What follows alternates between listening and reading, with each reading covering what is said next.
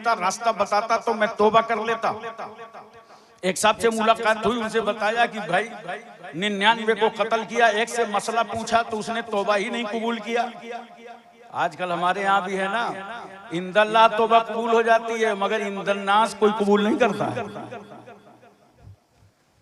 कहा उसने कहा तौबा नहीं कबूल होगी तो मैंने उसका कत्ल भी कर दिया, 100 पूरे हो गए। अब आप बताइए जरा से कोई रास्ता है क्या तौबा कबूल होने का? ये बड़ा चालाक आदमी था, उसने सोचा कहीं 101 पूरा व्यवहार ना कर दे। अरे भाई बिल्कुल तौबा कबूल होगी, लेकिन मसला बहुत बड़ा है, मैं थोड़ा जानता नहीं हूँ। सामने चले जाओ, एक गांव है और उस गांव में कुछ अल्लाह वाले रहते हैं। अरे बोलो यार सुभान अल्लाह, कुछ सालेहीन रहते हैं, नेक बंदे रहते हैं। ये कोई वाकया नहीं मैं बयान कर रहा हूँ, हदीस शरीफ का मफहूम है। का उस गांव चले जाओ, सालेहीन रहते हैं, वो तुम्हें तौबा का तरीका बताएंगे। ये चल पड़ा, कहां चला? वलियों की तरफ। कहां चला? अहलुल्लाह की तरफ। कहां चला? अल्लाह वालों की तरफ चल पड़ा। चलते चलते रास्ते में रूह निकल गई, इंतकाल हो गया। जैसे ही इंतकाल हुआ तो रहमत के फरिश्ते आ गए, वहीं अजाब के फरिश्ते आ गए। अजाब के फरिश्ते कह रहे हैं 100 आदमियों का कातिल है, इसको हम ले जाएंगे। रहमत के फरिश्ते कह रहे हैं सुनो, ये अल्लाह के वलियों से मुलाकात करने जा रहा था, इसे हम ले जाएंगे। तवज्जो कीजिए जरा सा, अल्लाह ने जमीन को समट जाने का हुक्म दे दिया और फरिश्तों से कहा जमीन नाप लो, अगर ये अपने घर से करीब हो तो इसे अजाब के फरिश्ते ले जाएं, और अगर ये मेरे वलियों से करीब हो तो इसे रहमत के फरिश्ते ले जाएं। सुभान अल्लाह, बेशक। जमीन नापी गई तो वो वलियों की बस्ती से 1 बालिश्त करीब था। अब समझ में आया वलियों से मिलने का फायदा। अरे बोलो यार, सुभान अल्लाह। ये दूर दराज से आते हो, धक्के खा करके, परेशानियां उठा करके वलियों से मिलने, मज़ारों पे हाजिरी देने, देख रहे हो कितना बड़ा फायदा है। और ये अल्लाह वाले तो वो हैं, ये कचौचा शरीफ के सादात का घराना, वो पाकीज़ा, पवित्र, मुकद्दस, इज्जत माब घराना है कि अल्हम्दुलिल्लाह जिंदगी में भी तुम्हारे काम आए। अगर इनके खानदान का फर्द अपनी कब्र में लेटा हो तब भी मेहमानों का ख्याल करे। सुभान अल्लाह, बेशक। मैं प्रूफ के साथ बता रहा हूँ। मेरे उस्ताद गिरामी हजरत मौलाना शाहिदी साहब रहमतुल्लाह अलैह, ये वाकया उन्होंने बयान किया। कहा एक बार मैं कचौचा शरीफ पहुंचा 2 बजे रात। बोलो मोहब्बत से सुभान अल्लाह, दिल लगा के बोलो सुभान अल्लाह। जब 2 बजे रात पहुंचा तो हुजूर अशरफुल औलिया से मुलाकात हुई और अशरफुल औलिया ने फरमाया, अरे भाई मौलाना शाहिदी साहब खाना खा लो। तो मैंने तकल्लुफ किया कि रात में सैयदानियां परेशान होंगी, घर से खाना आएगा, गर्म होगा। मैंने कहा नहीं हुजूर, ख्वाहिश नहीं है खाने की, और मैं आराम कर लेता हूँ, सुबह खाऊंगा। वो लेट गए बिस्तर। अभी पहली नींद सोए थे, जाहिर सी बात है खाना तो खाया नहीं था। खाना न खाओ तो कितनी बेचैनी होती है। इतने में एक नींद भी उनकी पूरी नहीं हुई थी, अंदर से आवाज देते देते अशरफुल औलिया बाहर आ गए। सुभान अल्लाह। कहा मौलाना शाहिदी साहब उठिए, आपने खाना नहीं खाया, उठिए खाना खा लीजिए। मैं तो सोया था, इतने में ख्वाब में आए आला हजरत अशरफी मियां और कहा सैयद मुश्तबा अशरफ, घर में मेहमान भूखा सो रहा है।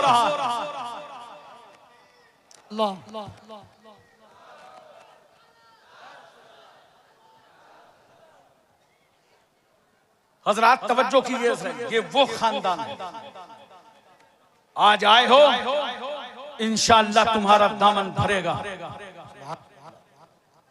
तुम्हारी मोहब्बतें पाए तकमील को पहुंचेंगी। तुमने अपनी पाकीज़ा और नेक कमाई से मखदूम अशरफ मिशन को खड़ा कर दिया।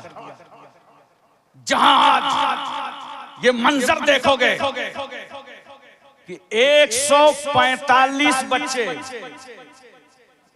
143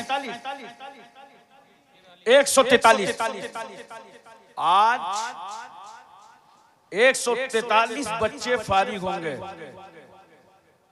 जाहिलों की तादाद 143 कम हो जाएगी। आज 143 पढ़े लिखे लोगों का और इजाफा हो जाएगा। सुभान अल्लाह। बेशक अम्मा दस्तार है, आपस में कितना प्यार है। बेशक ये फजले परवरदिगार है। सुभान अल्लाह। दुश्मनों पर गर्दो गुबार है, आशिकों के चेहरों में निखार है। सुभान अल्लाह। आज दस्तार है, आसान नहीं है। अपने नूरे नजर लगते जिगर बेटे को मदरसे में डाल देना और भेज देना। उनके माँ बाप यहाँ मौजूद होंगे जिनके बच्चों के सरों पर आज ताज रखा जाएगा। ताजे जर्री से उन बच्चों को नवाजा जाएगा। उनके माँ बाप अपनी खुशियां लेकर मखदूम अशरफ मिशन में आए हुए हैं। जिस वक्त इस बेटे ने, इस बच्चे ने अपना घर छोड़ा था, क्या आसान था परदेश की जिंदगी गुजारना। घर का सुख चैन सब खैराबाद करके परदेसी बनना आसान था।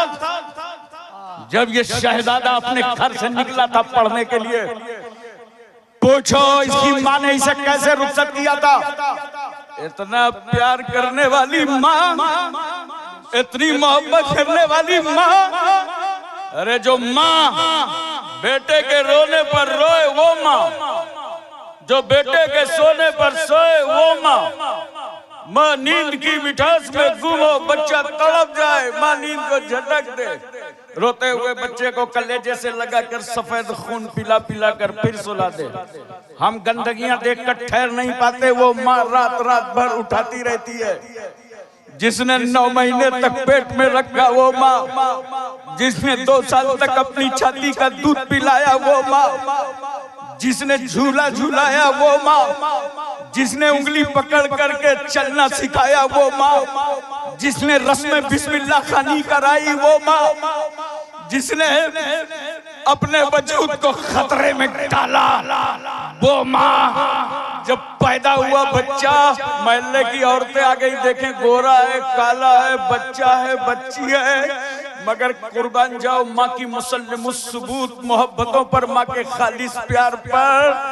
माँ ने ये नहीं कहा कि पैदा होने वाला गोरा है कि काला है, लड़की है कि लड़का है, बस आवाज दी, मोहल्ले की औरतों इतना बता दो पैदा होने वाला जिंदा है कि नहीं, सांसें ले रहा है कि नहीं। अपने जिगर का टुकड़ा समझा हो, नाजो नखरे से घर में पाला हो। जब उस माँ को इस बच्चे को रुखसत करना पड़ा, वो बाप जो अपनी नजरों से एक लम्हा उजल होना बर्दाश्त न कर सकता हो, उस बाप ने, उस बहन ने सिसकियां ले लेकर, भाइयों ने रो रो कर, बहनों ने किस तरह घर से रुखसत किया होगा। जाओ, अब तुम्हें अशरफुल औलिया के साए करम में रहना है। सुभान अल्लाह। जाओ मखदूम अशरफ मिशन में जाओ। घर में आंखों में आंसू छूट गए, सब्र का बंधन टूट गया।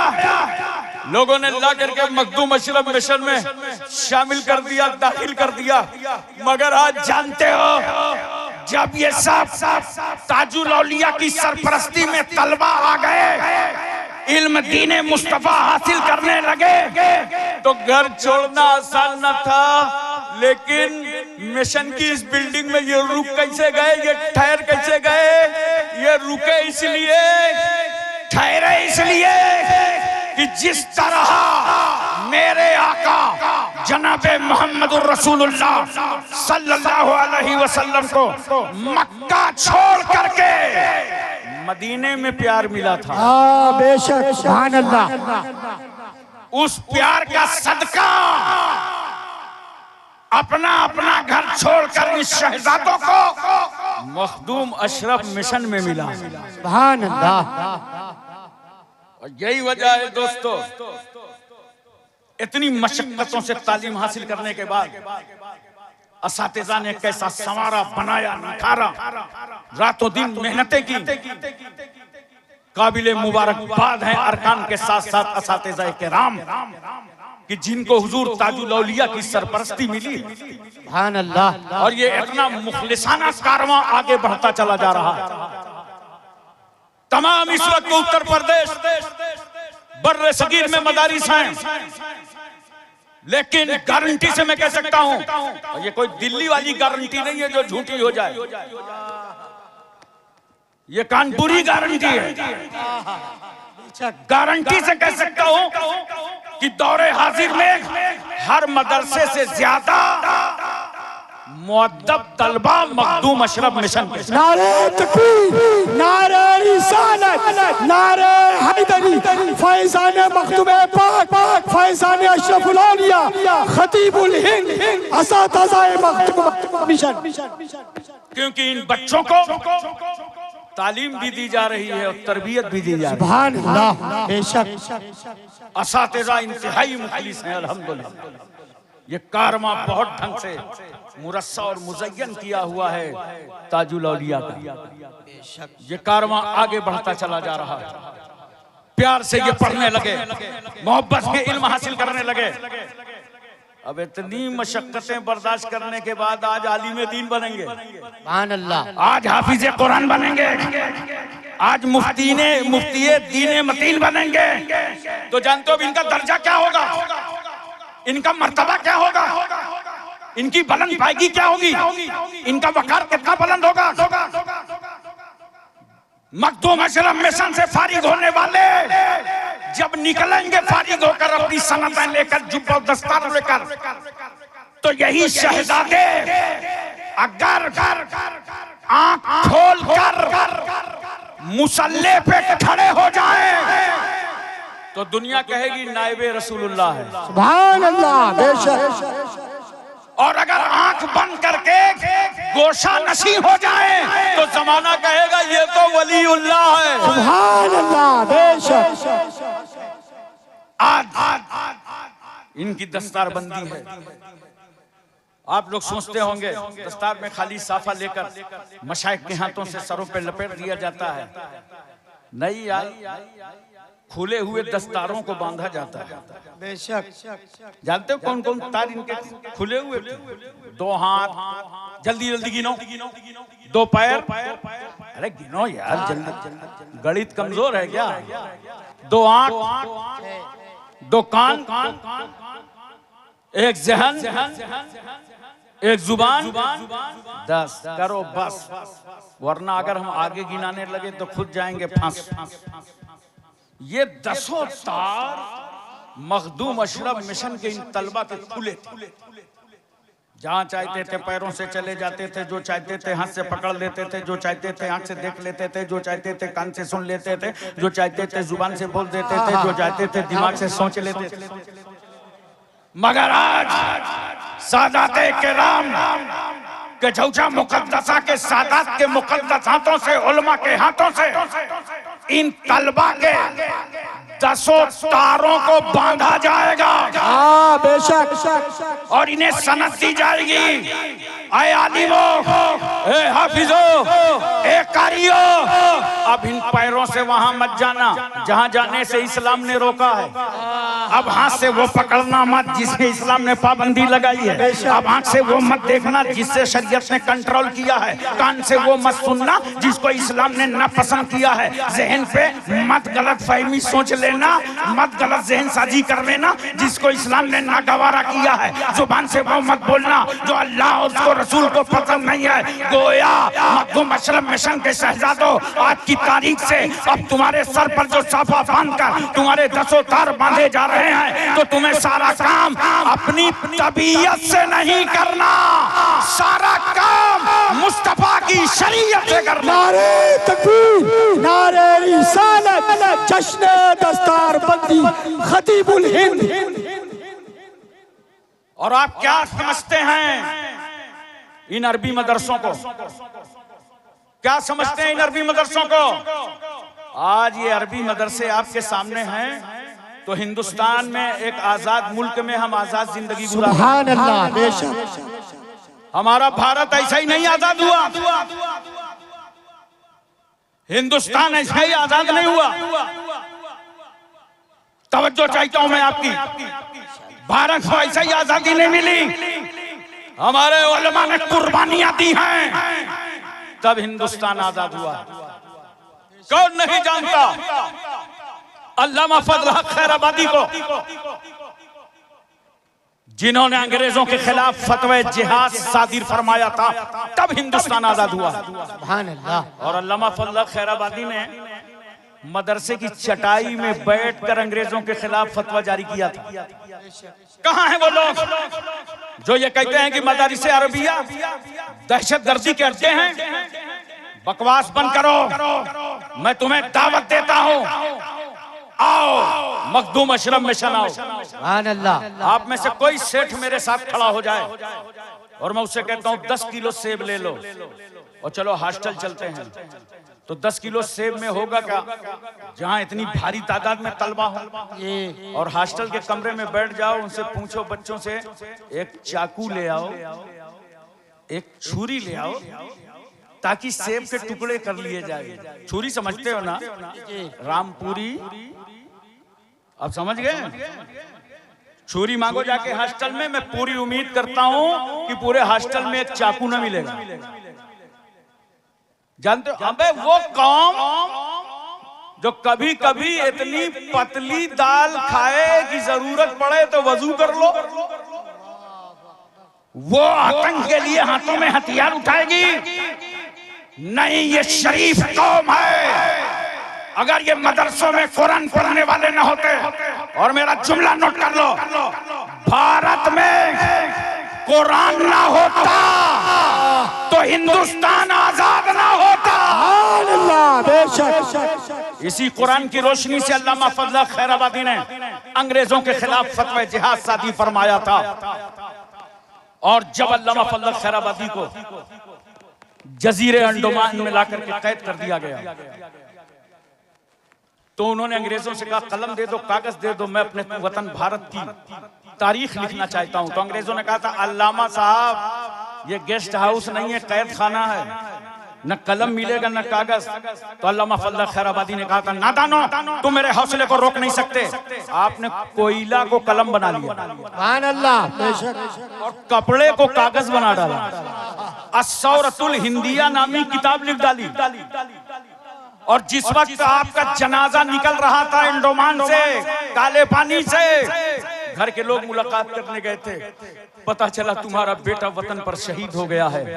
घर के लोगों ने कहा था कुछ हो या ना हो, कम से कम हमारा सपूत भारत की मिट्टी के लिए कुर्बान हो गया। अब यहाँ पे एक जुमला बड़ा है, मैं उलमा की खास तवज्जो चाहता हूँ, बहुत अहम तवज्जो चाहता हूँ।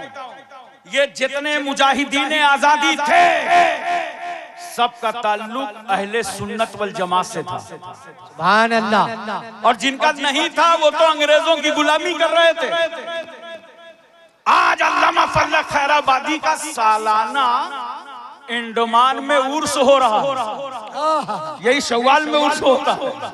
आप तवज्जो कीजिए जरा सा, और तवज्जो करके ज़हन पे बात उतारिए। कौन नहीं जानता मुफ्ती इनायत अहमद साकबा कोरवी को, जब काले पानी की सजा काट के निकल रहे थे तो उनके दोनों हाथों में किताबें थी। एक हाथ में तवारीख हबीबे इला, एक हाथ में इल्म सेगा। इन उलमाए किराम से पूछो, आज ये दोनों किताबें दाखिले दरसगाह हैं। सुभान अल्लाह। मुजाहिदीन आजादी की लिखी किताबें हमारी अरबी मदरसों में पढ़ाई जाती हैं। कौन नहीं जानता मौलाना लुत्फुल्लाह शाह अली गढ़ी को? ये मौलाना सैयद अहमद अशरफ कचौचवी के उस्ताद गिरामी, इन्होंने कुर्बानी दी तब जाकर के भारत आजाद हुआ। मौलाना सैयद काफी मुरादाबादी को जब अंग्रेजों ने फांसी के फंदे पर चढ़ाया था, उस वक्त आला हजरत फाजिल बरेली से कह रहे थे, सैयद साहब की रगों में पहले ही से खूने हाशमी मौजूदन। सुभान अल्लाह। लो वतन पर कुर्बान हो गया। मैं इसीलिए कहता हूं ये अहले सुन्नत वल जमात से ताल्लुक रखते थे। मौलाना हसरत नुमानी मुहानी तो थे जिन्होंने कहा था वो नबियों में रहमत लक़ब पाने वाला, मुरादें गरीबों की बर लाने वाला। मौलाना मोहम्मद अली जौहर ने कहा था कि डॉक्टर इकबाल की शायरी ने लोगों को कुरान तक पहुंचाया है, मगर आला हजरत फाजिल बरेलवी की शायरी ने लोगों को साहिब कुरान तक पहुंचाया। हमारे इन अकाबरीन ने, उलमाए दीन ने कुर्बानियां दी, सब सुन्नी सही अकीदा हैं, तब जाकर के भारत आजाद हुआ। इसलिए मैं अपने उलमा से गुजारिश करता हूं सादात किराम की मौजूदगी में कि इन उलमा में जिसको थोड़ी दिलचस्पी फन्ने सहाफत से हो, जब 26 जनवरी का मौका आए, 15 अगस्त का मौका आए, आप भी अपने हाथ में कलम उठा लो और अपने बुजुर्गों की तारीखें लिखो, अखबारों के हवाले कर दो। आप नहीं लिखते, उर्दू अखबार को कवरेज की जरूरत होती है, तो ये दयाबना लिख के जो दे देते हैं उर्दू अखबार वो छाप देते हैं। ये बहुत अंदर की बात बता रहा हूं। अगर सच्ची बातें आप अपने असलाफ की लिखने लगे तो इंशाअल्लाह सही वाकयात आएंगे कि सुन्नी मुसलमानों ही ने पूरी ताकत लगाई है भारत को आजाद कराने में। सुभान अल्लाह। हजरात एक बात मोहब्बत के साथ और सुनिए, 15 अगस्त सन 1947 को हिंदुस्तान आजाद हुआ है, लेकिन 12 रबीउल अव्वल तो शंबा के दिन सारा जहान आजाद हुआ। इसलिए दोस्तों, ऐसे ही हिंदुस्तान नहीं आजाद हुआ, हमारी माएं बेवा हुई तब भारत आजाद हुआ है, बच्चे यतीम हुए तब भारत आजाद हुआ है, हमने कुर्बानियां दी हैं तब भारत आजाद हुआ है, हमारा खून बहा है तब भारत आजाद हुआ है। इसलिए हम हिंदुस्तान के किराएदार नहीं हैं, हम भारत के जमींदार हैं, हकदार हैं, हिस्सेदार। सुभान अल्लाह। हक। इसलिए दोस्तों और बुजुर्गों, इन उलमा को मोहब्बत की नजरों से देखो, प्यार की नजरों से देखो, और सादात किराम ने जो तुम्हारे लिए कुर्बानियां दी हैं उनका एहतराम बरकरार रखो। वाखिर दावाना अनिल हम्दुलिल्लाहि रब्बिल आलमीन। अस्सलामु अलैकुम व रहमतुल्लाहि व बरकातहू।